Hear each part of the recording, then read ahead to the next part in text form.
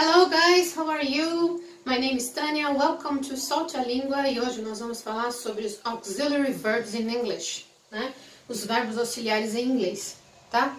Mas antes de falar sobre eles, eu queria que você preste atenção aqui no verbo cantar, tá? Eu usei o verbo cantar, mas eu poderia ter usado outro, mas o princípio é praticamente o mesmo, né? Quando a gente está falando de verbos regulares na língua portuguesa, tá? Então repare aqui. Eu falo, eu canto, eu cantei, eu cantava, eu cantarei ou eu cantaria, né? Não vou entrar em méritos aqui de quais os tempos verbais que eu estou utilizando, mas veja que no final de cada um eu tenho um tempo verbal, né? Pode ser passado, presente ou futuro, né? E eu tenho a raiz, né? Cante. Tá tudo aqui, né? Cante. Então, eu mantenho a raiz e o final do verbo é modificado. A gente chama isso de desinência verbal, né? É aí que a gente indica o tempo verbal. Então, quando a gente está conjugando o verbo, a gente já sabe por si só, o verbo só, que tempo eu estou utilizando. Passado, presente ou futuro, né? Só que em inglês, a gente não tem isso, com exceção dos verbos no past simple, na afirmativa, que eles terminam a maioria, né? Eles terminam com ed, né? E alguns são irregulares, a forma se altera. Porém, quando a gente vai usar, fazer questões ou negativas em inglês, aí entra o verbo auxiliar. E o que ele vai fazer? Este papel aqui. Demonstrar para você que tempo verbal eu estou utilizando no momento. Além disso, o verbo auxiliar também evita a repetição de algo que já foi dito antes, né? O mais básico são as perguntas de yes ou no, né? Yes, no questions. Por exemplo, do you like chocolate? Né? Aí você vai responder yes, I do, no, I don't, né? Já perguntei com do, você respondeu com do, com don't ou com do, né? Então, não repetiu o verbo que foi dito na pergunta, que é o like, né? Então, já fica subentendido. Então, ele tem essa função.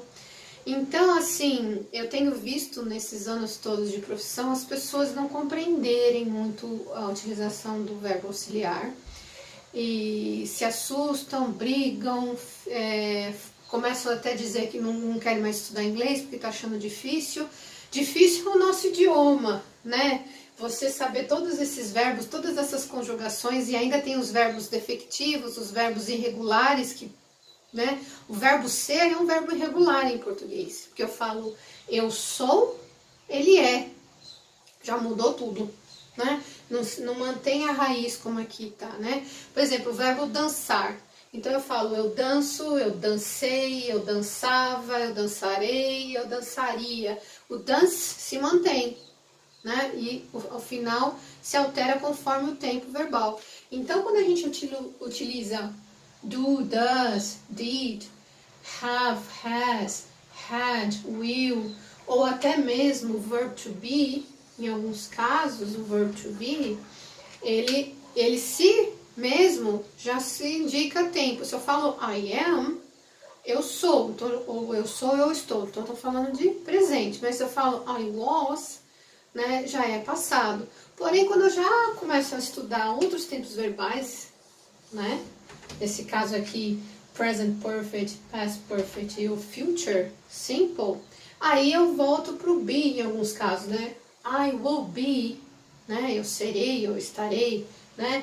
I have been, eu estive, né? Ou I had been, e assim sucessivamente. Então, o verbo auxiliar, ele para te ajudar nisso, para evitar repetições, né? Não evitar, você não precisa evitar, porém, o próprio verbo auxiliar já fica subentendido o que foi dito antes, que tempo verbal está sendo dito, a não ser que também, por exemplo, eu pergunto... did you do your homework? Né? Did you do your homework? Ou have you done your homework? Aí você responde, no, but I will. né? Não, mas eu vou fazer, né? Então, o próprio will já está indicando o futuro de fazer do verbo fazer, né?